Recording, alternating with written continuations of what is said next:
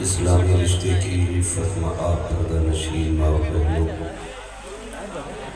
جملہ سامعین و سامعات السلام علیکم ورحمۃ اللہ وبرکاتہ۔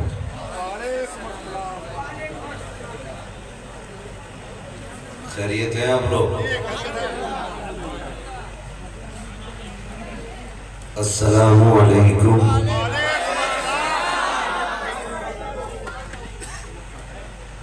الحمدللہ رب العالمین والعاقبۃ للمتقین والصلاة والسلام علی رسول الکریم، اما بعد فاعوذ باللہ من الشیطان الرجیم، بسم اللہ الرحمن الرحیم، وَأَمَّا بِنِعْمَةِ رَبِّكَ فَحَدِّثْ۔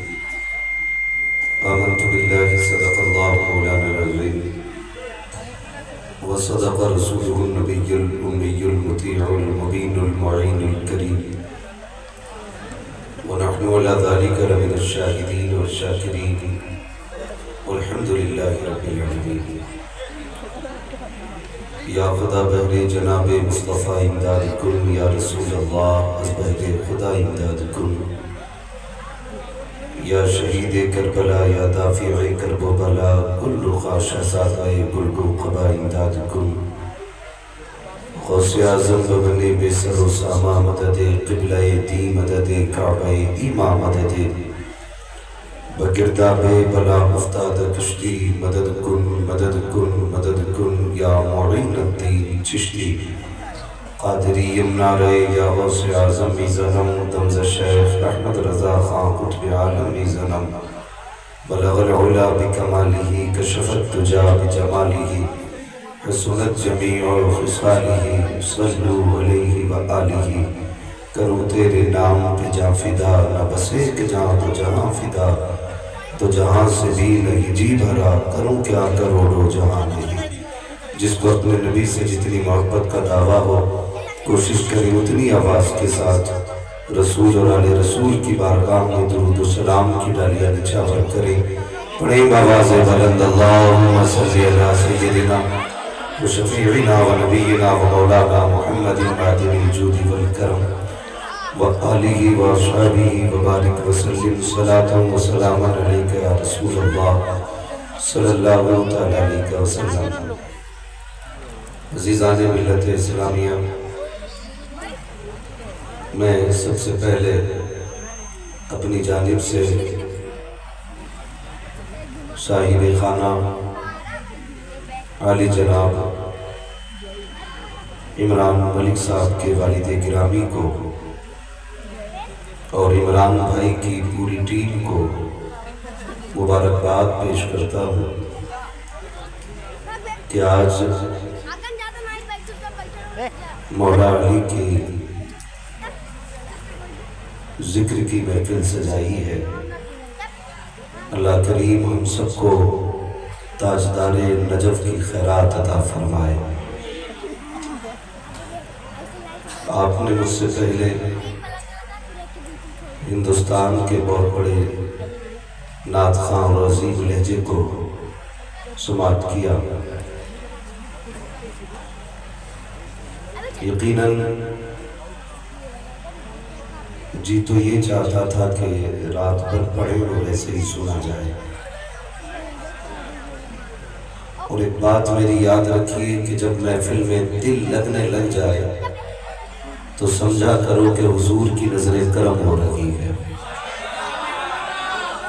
یہ پہچان ہے مقبولیت کی، اور یہ میرے حضور کی نعت کا اپنا رنگ ہے کہ جس عمر میں نوجوان گانوں کے آگے، ڈھول اور ڈی جے کے آگے مچلتے ہیں، اس عمر میں حضور کی نعت سن کے وہ مچل رہے تھے۔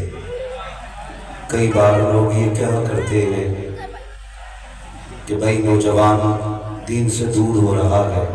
میرا تو دعویٰ رہتا ہے فیضی صاحب، ایک صاحب کہنے لگے ایک جلسے میں کہہ کر یہ ڈانس کی پارٹی ہوتی تو نوجوان یوں کرتے اور یوں کرتے۔ میں کہتا ہوں پوری دنیا کے ناچ گانوں کی محفلیں اٹھا کے لے آؤ، اور کوئی ایک محفل ایسی لا کے دکھا دو جس میں سننے والوں کے چہروں پہ ایسے نور برستا ہو جیسے جلسے میں آنے والوں کے چہروں پہ برستا۔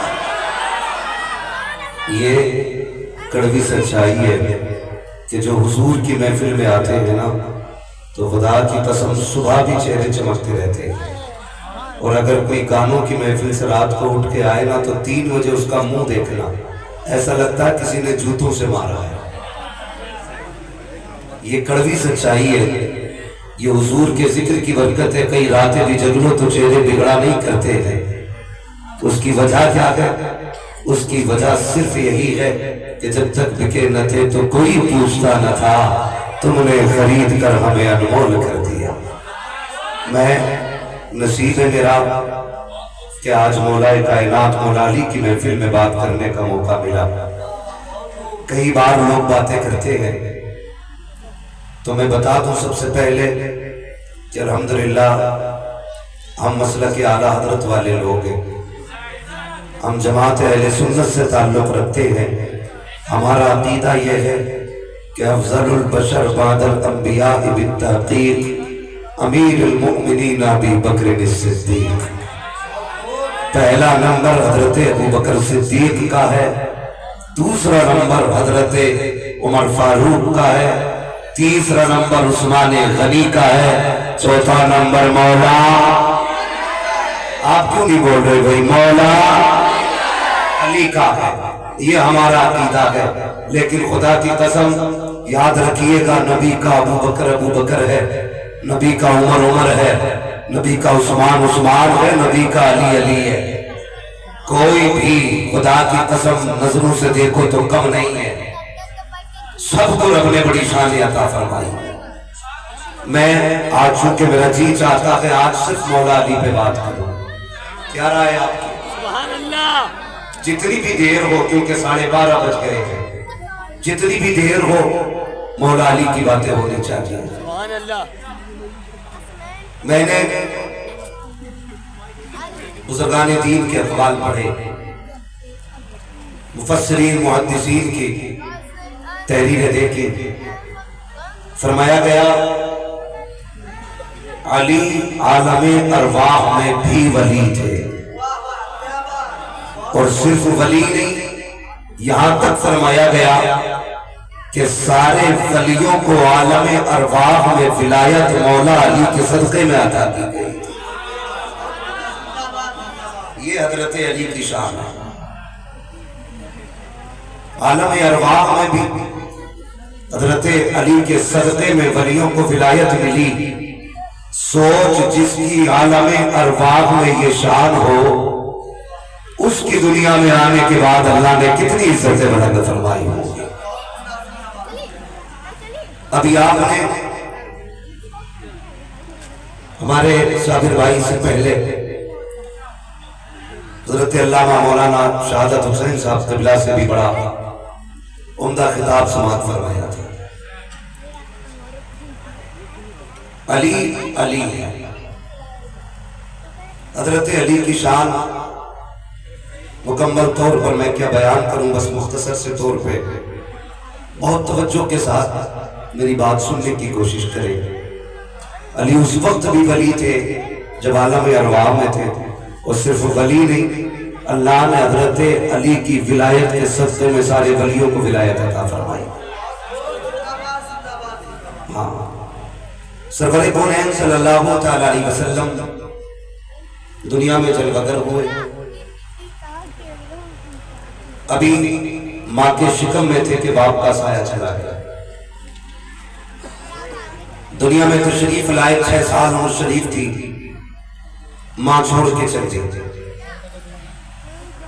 دادا کی کفالت میں آ گئے، عمر 8 سال ہوئی تو دادا بھی چھوڑ کے چلے گئے۔ پھر جناب ابو طالب کی کفالت میں میرے سرکار آئے، اور دادا نے خود یہ انتخاب فرمایا تھا کہ میرے بعد میرے پوتے کی دیکھ بھال کون کرے گا۔ بہت غور سے میری بات سنیے گا، میرے بعد میرے پوتے کی دیکھ بھال کون کرے گا؟ تو سب کی تمنا تھی کہ ہمیں مل جائیں، ہمیں مل جائیں۔ پھر دادا نے کہا کہ یہ فیصلہ میں اپنے پوتے جناب محمد مصطفیٰ پہ چھوڑ دیتا ہوں، ان کا جہاں من چاہے گا ادھر چلے جائیں گے۔ اب میرے حضور کا انتخاب دیکھیں، سارے چچاؤں میں سب سے غریب چچا جناب ابو طالب تھے، سب سے غریب جناب ابو طالب تھے۔ باقی سارے چچا اس انتظار میں تھے یہ ہماری طرف آئیں گے، لیکن دادا کی گود سے میرے نبی اترے، جناب ابو طالب کی گود میں جا کے بیٹھ گئے۔ گویا اعلان کیا محمد امیروں کے ساتھ صرف نہیں بلکہ غریبوں کے گھر کا مان بڑھانے آیا، غریبوں کا مان بڑھانے آیا، اور حضور اپنے چچا کے گھر میں رہنے لگے۔ توجہ کیجئے گا، میرے سرکار کی عمر شریف ہوئی 20 سال۔ کتنی ہو گئی؟ 20 سال۔ کتنی عمر ہوئی؟ جب 20 سال ہوئی تو حضرت علی کے والد جناب ابو طالب تجارت کے لیے شہر سے نکلے، پہنچے یمن۔ سنے ذرا بہت غور سے، یمن پہنچے تو کسی نے بتایا یہاں پہ ایک عالم رہتا جس کی عمر 350 سال ہے۔ کتنی؟ جاگتے رہیے گا، کتنی؟ سارے بولے کتنی؟ 350 سال۔ جی میں آیا اگر اتنا بڑا عالم ہے تو کیوں نہ ملاقات کر لی جائے۔ صابر بھائی، ملاقات کرنے کی نیت سے جب آپ اس کے پاس پہنچے تو زیادہ عمر کی وجہ سے یہ جو بھوئیں تھی نا یہ نیچے لٹک کے آ گیا تھا۔ جیسے آپ پہنچے اور اس نے اپنی پلکوں کو یوں پکڑ کے اٹھایا اور جناب ابو طالب کا چہرہ دیکھا، دیکھ کے کہتا اگر میں غلط نہیں تو بتاؤ تم مکے کے رہنے والے ہو کہ نہیں؟ کہنے لگے ہاں میں مکے کا رہنے والا ہوں۔ کیا تمہیں آل عمران سے کہا جاتا ہے کہ نہیں؟ کہا ہاں مجھے آل عمران بھی کہا جاتا ہے۔ کہا یہ بتاؤ کیا تم خاندان قریش سے ہو کہ نہیں؟ کہا ہاں میں خاندان قریش سے ہوں۔ کہا پھر ایک بات بتاؤ۔ کہا کیا؟ کہا تم مکے کی سرزمین سے آئے ہو؟ کہا ہاں۔ کہا سنو ہماری کتابوں نے بتایا ہے کہ مکے کے اندر ایک شخص ہوگا جس کا نام عبداللہ ہوگا، اس کی گود میں جو بیٹا آئے گا اس کا نام محمد ہوگا، اور وہ سارے نبیوں کا امام بن کے تشریف لائے گا۔ یہ بات کس سے ہو رہی ہے؟ جناب ابو طالب سے بات ہو رہی ہے۔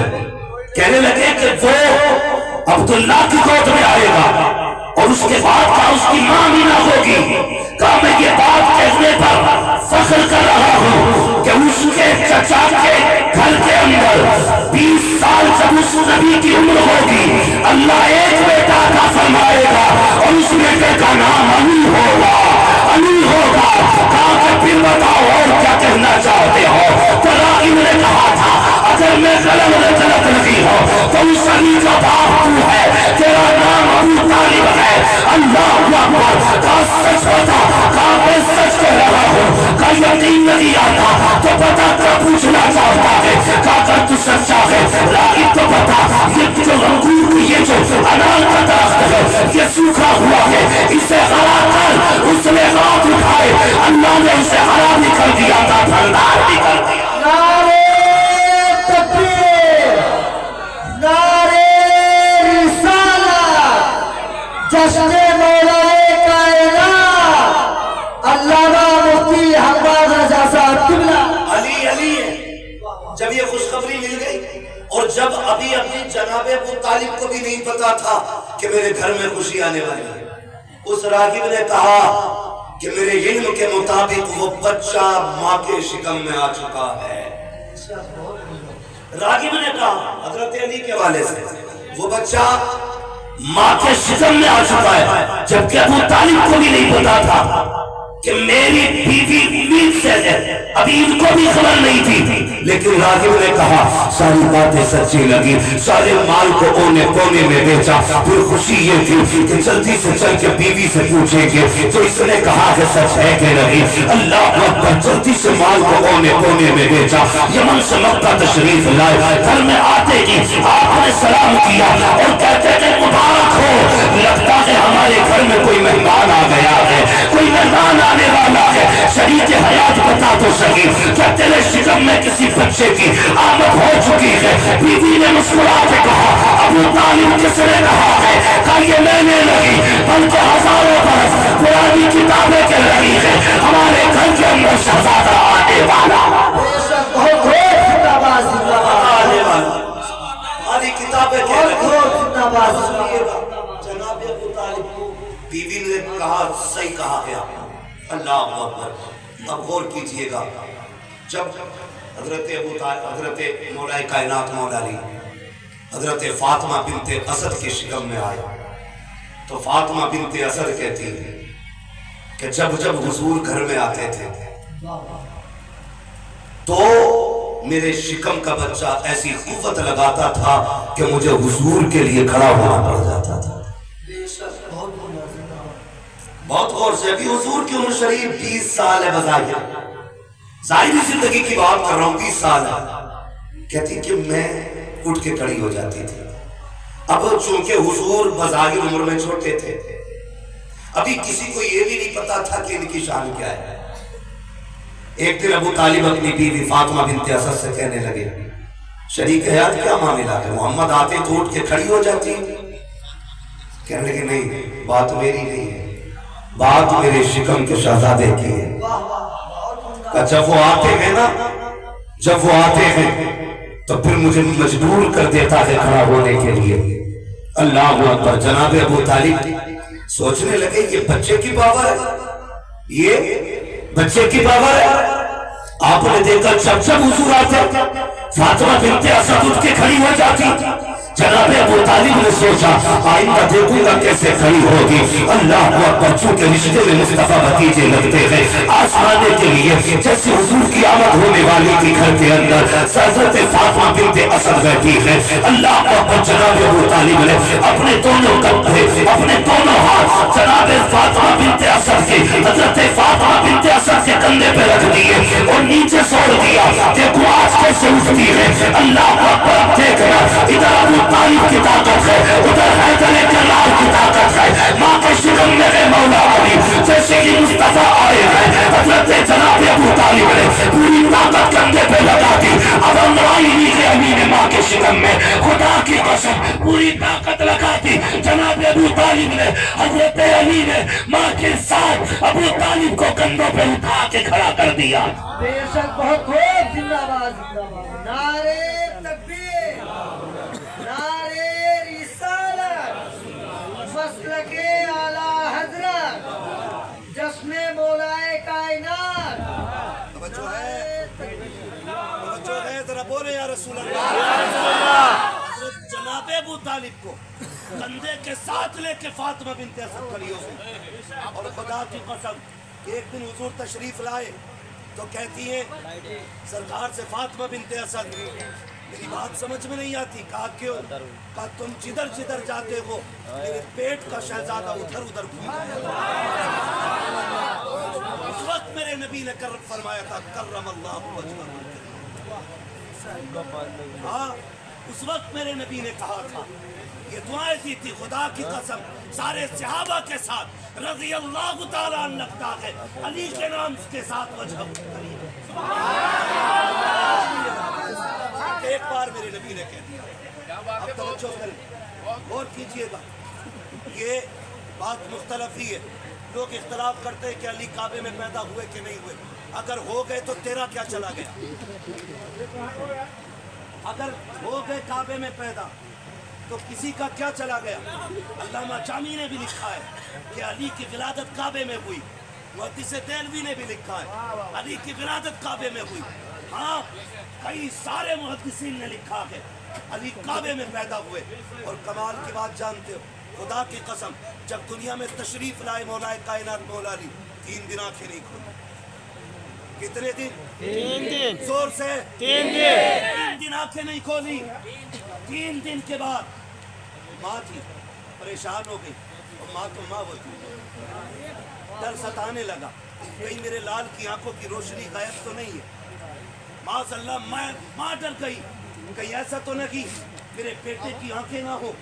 ماں کی آنکھ میں آنسو، گود میں لے کے بیٹھی رہتی فاطمہ بنت اسد کبھی لوریاں دیتی، کبھی آواز دیتی کہ کبھی تو آنکھیں کھولے گا شہزادہ، کبھی تو آنکھیں کھولے گا۔ 3 دن ہو گئے انتظار کرتے کرتے، جب 3 دن تک آنکھیں نہیں کھولی، لے کر کے آئی شہزادے کو، حضور کی گود میں دیا، کہا دیکھو یہ آنکھیں کیوں نہیں کھولتا ہے۔ جیسی گود میں آئے علی نے آنکھیں کھول دی، پتا چلا آنکھیں نابینا نہیں تھی بلکہ نبی کے چہرے کا انتظار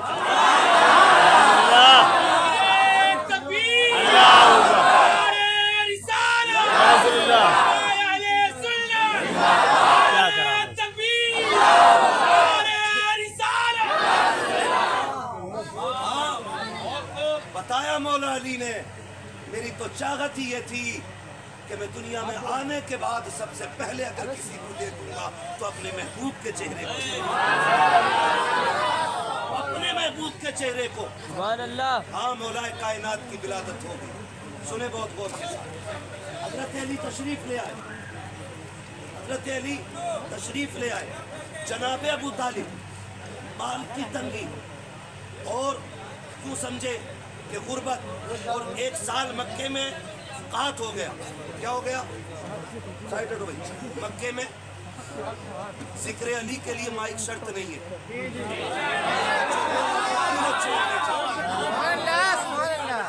دل اچھے ہونے چاہیے۔ بس سنیں، انشاءاللہ ہم یہاں سے پکارے وہاں وہ سنے۔